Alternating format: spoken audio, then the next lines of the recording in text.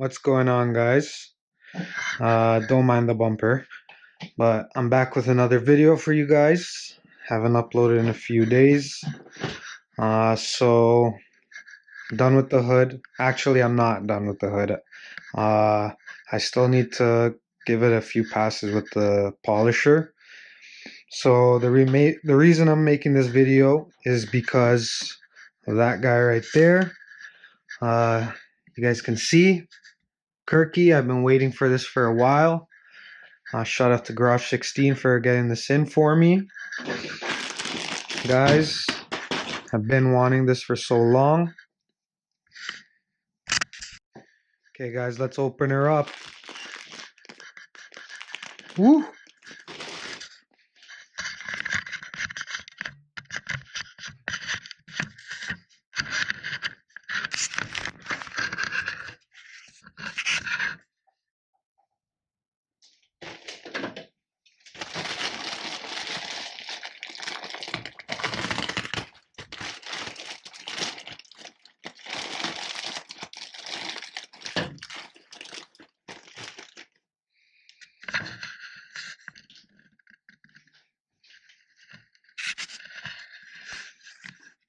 It's gonna look so sick.